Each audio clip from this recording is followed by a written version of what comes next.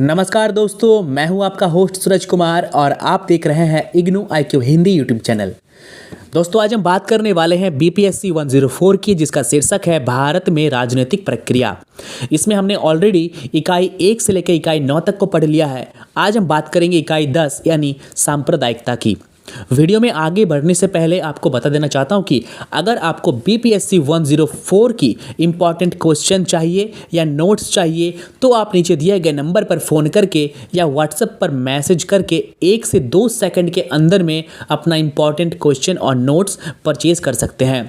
उस important question की series में हमने इम्पॉर्टेंट क्वेश्चन के साथ जो है वो आंसर को भी लिखा है और साथ ही साथ जो है हमने प्रीवियस ईयर के क्वेश्चन भी उसमें शामिल कर दिए हैं। यानी 70 से 80% चांस ये है कि सवाल जो है उसी से पूछे जाएंगे।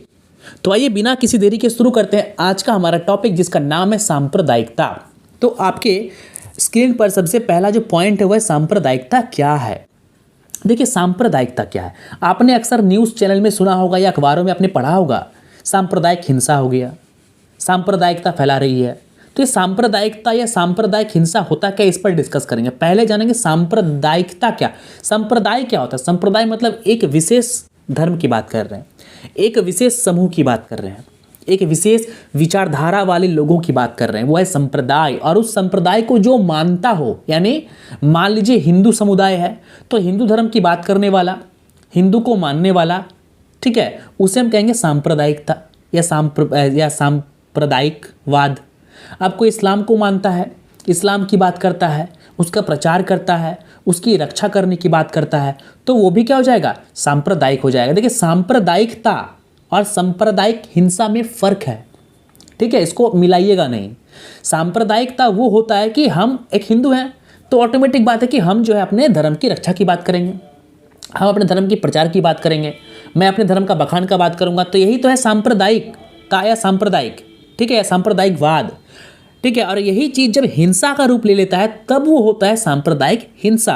देखिए, परिभाषा के अनुसार सांप्रदायिकता एक विचारधारा है जिसके अनुसार कोई समाज भिन्न भिन्न हितों से युक्त विभिन्न धार्मिक समुदायों में विभाजित होता है। आप मुसलमान हैं, मैं हिंदू हूँ, कोई ईसाई है, कोई बौद्ध है, कोई जैन है, कोई पारसी है, कोई यहूदी है।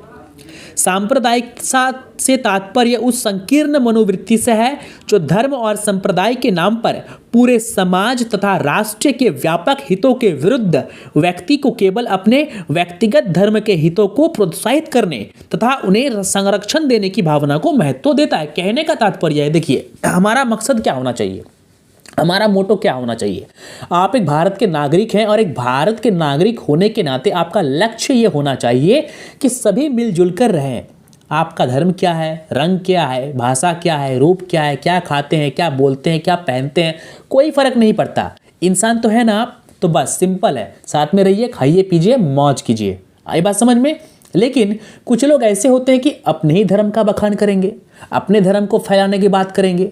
वो बोलेंगे कि पूरे भारत में मैं अपने धर्म को फैला दूंगा, पूरे विश्व में मैं अपने धर्म को फैला दूंगा। तो ये गलत है, यही है सांप्रदायिकता। जब आप दूसरे के धर्म को असम्मान करते हैं, जब आप दूसरे के धर्म को नीचा दिखाते हैं और अपने धर्म का बखान करते हैं, उसे कहते हैं सांप्रदायिकता। आपका मनोवृत्ति क्या होना चाहिए, मैं अपने धर्म को मानता हूं लेकिन बाकी के धर्म का मैं सम्मान करता हूं। ये एक बुद्धिजीवी का, एक शिक्षित आदमी का जो है वो पहचान होना चाहिए, उनकी बोली होनी चाहिए। लेकिन कुछ लोग क्या करते हैं, सोशल मीडिया में आते हैं, फलना धर्म को देते हैं गाली, इस धर्म को देते हैं गाली, वो होता है सांप्रदायिकता। अपने धर्म का तो वो बखान करते हैं लेकिन दूसरे के धर्म का वो क्या करते हैं, उल्टा पुल्टा बोलते हैं, नीचा दिखाते हैं, उसके देवी देवताओं पर बयान कसते हैं, उनके धर्म पर कुछ भी बोल देते हैं। तो वो है सांप्रदायिकता। और यही चीज़ इसी के कारण, यानी सांप्रदायिकता के कारण जब भी आप अपने धर्म का बखान करते हैं और दूसरे के धर्म का आप मजाक बनाते हैं, तब एक सामने वाले धर्म को खराब लगता है, तब वो लोग आपके खिलाफ कोई एक्शन लेता है, कोई कार्रवाई करता है। और उस कार्रवाई के दौरान जो है दोनों में क्या होता है, झगड़ा होता है, झड़प होता है। और एक दो व्यक्ति का झगड़ा जो है वो पूरे समाज का, पूरे समुदाय का और पूरा धर्म का झगड़ा, युद्ध बन जाता है। और यही सांप्रदायिकता बाद में सांप्रदायिक हिंसा का रूप ले लेता है। आई बात समझ में। तो ये हो गया सांप्रदायिकता या सांप्रदायिक हिंसा। अब आपका नेक्स्ट टॉपिक है सांप्रदायिकता की उत्पत्ति, यानी ये जो शब्द है सांप्रदायिकता, तो ये सांप्रदायिकता की उत्पत्ति हुआ कैसे, इसको हम जानेंगे भारत के संदर्भ में। आइए अब देखते हैं हमारा इतिहास। देखिए, आज से अगर आप 200 साल पहले चले जाएं तो हिंदू और मुस्लिम के बीच में तनाव बिल्कुल नहीं था। मुस्लिम शासक थे, उनके सिपाहसालार, उनके सेनापति हिंदू हुआ करते थे। हिंदू शासक थे, उनके सिपाहसालार या सेनापति मुस्लिम हुआ करते थे। तो ये इस बात को इंगित करता है कि हमारे बीच में जंग नहीं था, हमारे बीच में तनाव नहीं था। हाँ, मुस्लिम आक्रांता आए भारत, कुछ भारत पर अटैक किया, हमला किया, वो तो खराब था ही, ठीक है। अब बाबर ने यहाँ पे आके राम मंदिर को तोड़ा, वो बिल्कुल खराब था, पहले तो वहाँ मंदिर था। अब अगर बात करें महमूद गजनवी की, तो महमूद गजनवी क्या हुआ, महमूद गजनवी सोमनाथ के मंदिर को 17 बार जो है वो भारत पर आक्रमण किया, सोमनाथ मंदिर को महमूद गजनवी ने तोड़ा, तो बिल्कुल ख़राब था, ठीक है। लेकिन सभी तो ऐसे नहीं थे। अब अगर बात करें औरंगजेब की, तो औरंगजेब बहुत ख़राब आदमी था, बहुत निष्ठुर था, पापी था। अपने पिताजी लोगों की क्या, उन्होंने तो अपने भाई दारा सिकों की हत्या कर दी थी। शाहजहां को ने अपने पिताजी को जो है वो लाल किले में कैद कर लिया था औरंगजेब ने, और अपने भाई को मार दिया था। तो वो व्यक्ति अच्छा कैसे हो सकता है जो अपने भाई को और बाप को मार दे, जो उनका बखान करेगा, जो उनको बोलेगा कि नहीं औरंगजेब बढ़िया था। तो एक काम कीजिए, आप भी अपने बाप को मार दीजिए, आप भी अपने भाई को मार दीजिए। क्या मारेंगे आप? नहीं मारेंगे, यानी आप मानते हैं कि वो खराब आदमी था। उनके भाई की बात करें दारा सिको, अच्छा आदमी था। उन्होंने जो है कई सारे हिंदू ग्रंथों का जो उन्होंने फारसी में अनुवाद करवाया, ठीक है, तो अच्छा आदमी बिल्कुल था। तो हमारा समाज ऐसा हुआ करता था, हम लोग मिलजुल कर काम करते थे, मिलजुल कर खाते पीते थे। तो सांप्रदायिकता का उत्पत्ति हुआ कैसे, आया कैसे? अंग्रेजों ने लाया। अंग्रेज जब भारत आए तब इन्होंने देखा कि यहाँ पर तो हिंदू और मुस्लिम साथ में रहते हैं, उठते हैं, बैठते हैं, खाते हैं, पीते हैं, सब कुछ करते हैं साथ में। वो उनका मंदिर जा रहा है, वो उनका होली मना रहा है, ये उनका ईद मना रहा है, सेवई खा रहा है, सब कुछ तो हो रहा है भाई। तो ऐसे में तो जो है हम भारत पर शासन नहीं कर पाएंगे, क्योंकि ये दोनों तो एकजुट है। तो इन्हें तोड़ना होगा। तो इन्हें तोड़ेंगे कैसे? इन्हें तोड़ने के लिए क्या करना पड़ेगा? हमको इसको भड़काना होगा उसके खिलाफ, और इसको भड़काना होगा उसके खिलाफ। दोनों को एक दूसरे के खिलाफ भड़काएंगे हम, और इस समाज को तोड़ देंगे, इस दोस्ती को हम तोड़ देंगे। और जैसे ये दोस्ती टूट जाएगी, इसका हम फ़ायदा उठाएंगे और हम राज करेंगे। मुस्लिमों के पास जाएंगे, हम बोलेंगे तुम अच्छे हो, और हिंदुओं के पास जाएंगे, बोलेंगे तुम अच्छे हो। ऐसे लोगों को हम नहीं बोलते, हम एक भाषा में यूज़ नहीं करना चाहता, दोगला बोलते हैं हम लोग, कि मेरे सामने मेरे जैसा और उसके सामने उसके जैसा। मेरे पास आएगा तो मेरा तारीफ़ करेगा, उसकी बुराई करेगा, और उसके पास जाएगा तो उसकी तारीफ़ करेगा, मेरी बुराई करेगा। तो अंग्रेज़ों ने यही किया और हिंदू और मुस्लिम को बांट दिया। अंग्रेज़ों ने जब देखा कि कांग्रेस से वो शक नहीं रहा है, कांग्रेस के नेताओं से जो है वो शक नहीं रहे, तो उसने क्या किया? मुस्लिमों को बरगलाया, मुस्लिमों को तोड़ा, उन्हें मूर्ख बनाया, और मोहम्मद अली जिन्ना से कहा कि तुम मुस्लिम लीग बनाओ अपना खुद का, और कांग्रेस से अलग हो जाओ, ठीक है, और खुद का अलग देश की मांग करो। तो सांप्रदायिकता का जन्म यहीं से हुआ है, अंग्रेज़ों ने किया है। आई बात समझ में? फिर 1906 में मुस्लिम लीग का गठन हुआ। क्यों हुआ? क्योंकि उन्होंने उकसाया, ब्रिटिश औपनिवेशिक सरकार ने मुस्लिम लीग को, मुसलमानों को उकसाया कि वहाँ पे तो खाली हिंदू लोग बैठे हुए हैं, तुम भी अपना पार्टी बनाओ, तुम भी अपना मुसलमान एक देश का नाम, मुसलमान का एक देश बनाओ। क्या हुआ? ये तो पाकिस्तान मुसलमान का देश, देखिए स्थिति, भीख मांग रहा है। उनके प्रधानमंत्री को नंगा किया जा रहा है अमेरिका में एयरपोर्ट में। ये तो स्थिति है उस देश की, जिन्ना की उपज, जिन्ना ने जिसको बनाया। और देखिए हमारे भारत का, देखिए आप जाइए कहीं पर, आप बोलिए आई एम इंडियन, देखिए कैसे सबका सम्मान होता है। हाँ, इटली की प्रधानमंत्री सेल्फी ले रही है हमारे प्रधानमंत्री के साथ और पोस्ट कर रही है। देखिए यही तो पावर, इंडिया का, भारत का पावर। आई बात समझ में? तो कहीं ना कहीं सांप्रदायिकता की उत्पत्ति जो है वो यहीं से हुआ है। अब जैसे मैंने आपको कहा, कहानी की तरह आपको मैंने समझाया, उसी को जाकर एग्जाम में आपको लिखना है, नंबर आपको बिल्कुल मिलेगा। आई बात समझ में? चलिए बात करेंगे सांप्रदायिकता और राज्य की। देखिए सांप्रदायिकता और राज्य, सांप्रदायिकता का तो हमने समझ लिया, और राज्य क्या है, होता है ये हम जानते हैं कि राज्य, जैसे झारखंड एक राज्य है, बिहार एक राज्य है, पंजाब एक राज्य है, बंगाल एक राज्य है। तो सांप्रदायिकता और राज्य के बीच में संबंध क्या है देख लीजिए। देखिए सांप्रदायिकता और सांप्रदायिक हिंसा भी आपको समझा दिया कि सांप्रदायिकता जब बहुत ज़्यादा बढ़ जाता है तो सांप्रदायिक हिंसा होता है।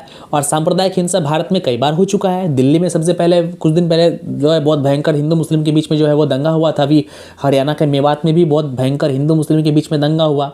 ठीक है। देखिए, कुछ असामाजिक तत्व होते हैं जो बाहर से आते हैं, दंगा लगा देते हैं और भाग जाते हैं, और हम लोग क्या करते हैं, मूर्ख जैसा आपस में लड़ने लगते हैं। तो ये नहीं होना चाहिए, ठीक है, ये बात नहीं होना चाहिए। दुश्मन देश भी ऐसा करते हैं, अपने गुर्गों को, अपने एजेंटों को भेज देते हैं, बोले कि जाओ दोनों के बीच में दंगा लगा दो, ठीक है, दोनों लड़ते रहेगा, हम लोग बाहर से जो है चीन से और पाकिस्तान से बैठ के हम लोग मौज उड़ाएंगे। आई बात समझ में? तो सांप्रदायिकता और राज्य में संबंध, देखिए सांप्रदायिकता और राज्य में संबंध क्या है। देखिए, मान लीजिए कोई राज्य है, ठीक है, अब उस राज्य में धर्म, किसी भी धर्म का, मान लीजिए कि ऐसा तो बिल्कुल नहीं है कि कोई स्टेट है वहाँ पे जो है वो हिंदू भी बराबर है, मुस्लिम भी बराबर है, ऐसा तो बिल्कुल नहीं है, ठीक है, क्योंकि कोई राज्य है वहाँ पे या तो हिंदू अधिक होगा या तो मुस्लिम अधिक होगा। अगर आप चले जाएँ केरल, तो केरल में हिंदू काफ़ी कम है, वहाँ पे मुसलमान और ईसाई बहुत ज़्यादा है। अगर आप चले जाएँ उत्तराखंड, तो वहाँ पे आपको जो है वो हिंदू अधिक मिलेंगे। यूपी चले जाएँ, हिंदू अधिक मिलेंगे। बाकी और भी स्टेट में आपको हिंदू अधिक मिलेंगे, ठीक है। तो सांप्रदायिकता और राज्य, जहाँ पर जो है मुसलमानों की जनसंख्या मान लीजिए बहुत अधिक है और हिंदू काफ़ी कम है, दंगा होने का चांस बहुत ज़्यादा है। कहीं पर मान लीजिए हिंदुओं की संख्या बहुत ज़्यादा है और मुसलमानों की संख्या या ईसाइयों की संख्या बहुत कम है, दंगा वहाँ भी पनप सकता है, क्योंकि हर धर्म में, हर समाज में, हर घर में कोई ना कोई एक विभीषण होता है। हर समाज में, हर घर में, हर मोहल्ले में कोई ना कोई एक बदमाश आदमी होता है जो नहीं चाहता कि ये मोहल्ला शांति से रहे। आपके घर में भी कोई मेंबर एक ऐसा जरूर होगा जो रोज़ झगड़ा करेगा, खाने को लेके, पानी को लेके, नौकरी को लेके, वो भी चाहता नहीं कि घर शांति से रहे। आई बात समझ में? 2-3 भाई बहन है, तो एक भाई या बहन बहुत बदमाश होगी, हर चीज़ में लड़ेगी आपसे, वो घर में जो है हर चीज़ में वो ये करेगी, टेंशन क्रिएट करेगी। तो सांप्रदायिकता राज्य में यही संबंध है कि डिपेंड करता है कि किस राज्य में किस धर्म का जनसंख्या ज़्यादा है। अब मान लीजिए कि केरल में मुसलमान अधिक है, तो केरल में सरकार जो है वो मुसलमानों के लिए, या ईसाई अधिक है तो वो ईसाई के लिए अधिक काम करना चाहेगी। और तो हिंदू वोट काफ़ी वहाँ पे कम है, तो उन्हें तो हिंदू वोट चाहिए ही नहीं, तो हिंदुओं के लिए वो काम नहीं करेगी।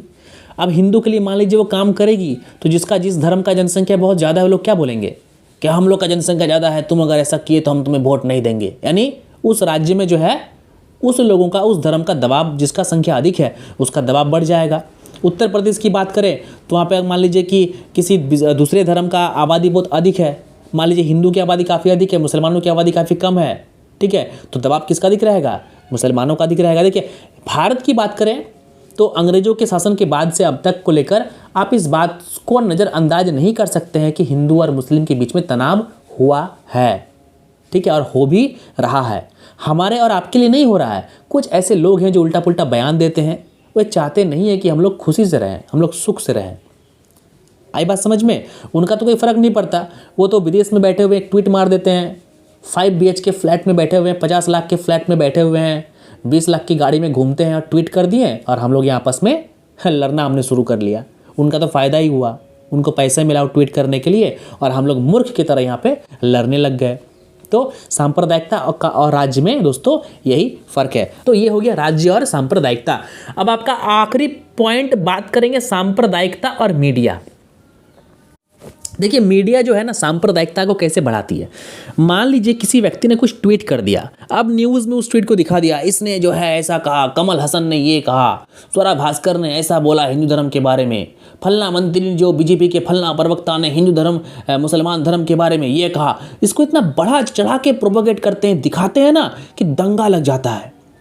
मीडिया भी चाहती है कि दंगा लगे, ये लगे, हम लोग TRP बढ़ाएंगे, जहाँ पे दंगा होगा वहाँ पे जाएंगे। तो मीडिया भी अब TRP का खेल बन चुकी है। मीडिया कहाँ पर, इकोनॉमी पर मीडिया बात कर रही है? नहीं। बेरोजगारी पर मीडिया बात कर रही है? नहीं। इंडिया के शिक्षा व्यवस्था को बदलना चाहिए, उस पर मीडिया बात कर रही है? नहीं। मीडिया ने कभी आपको ये बताया कि पूरे भारत में कहाँ कौन कौन सा ऐसा गांव है जहाँ पे स्कूल नहीं है, कॉलेज नहीं है, रोड नहीं है? नहीं, ये सब नहीं दिखाएगा। वो क्या दिखाएगा? कहाँ पे दंगा हुआ, किस नेता ने किसके बारे में क्या कहा, ठीक है, सलमान खान ने किस कलर का चड्डी पहना, मलाइका अरोड़ा खान किस टाइप का ड्रेस पहनी, उर्फी जावेद ने आज जो है क्या नया ड्रेस पहनकर बाहर आया, इसका कितना इंस्टाग्राम में रील्स बनता है।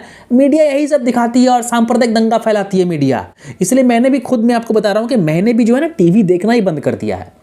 मेरे रूम में टीवी है, ठीक है, मैंने देखना ही बंद कर दिया है। पहले मेरे ऑफिस में टीवी था, अब मेरे घर पर ला दिया है, देखना ही मैंने बंद कर दिया है। मैं देखता ही नहीं हूँ टीवी को। जब भी खोलो दंगा, यहाँ इसने ये कहा, इसने वो किया, टेंशन हो जाता है, ठीक है। इसे देखना ही बंद कर दिया। तो मीडिया भी क्या करती है ना, छोटा सा चीज़ को इतना बड़ा तूल दे देती है कि लोग जो है उसको देख के भड़क जाते हैं और फिर नेताओं को उल्टा पुल्टा बयान को सुना देते हैं वो, और जो है लोग भड़क जाते हैं। तो सांप्रदायिकता और मीडिया में आपको ये चीज़ लिखना है और इसी के साथ आपका ये चैप्टर होता है खत्म। आपको अगर बीपीएससी 104 का इंपॉर्टेंट क्वेश्चन का नोट्स चाहिए तो लेट मत कीजिए, अभी और इसी वक्त ऑर्डर कीजिए। नीचे दिए गए नंबर पर आपको 1 से 2 सेकंड के अंदर में आपका नोट्स डिलीवर कर दिया जाएगा। वीडियो अच्छी लगी हो तो वीडियो को लाइक कीजिए, शेयर कीजिए और चैनल में नए हैं तो सब्सक्राइब करना बिल्कुल ना भूलें।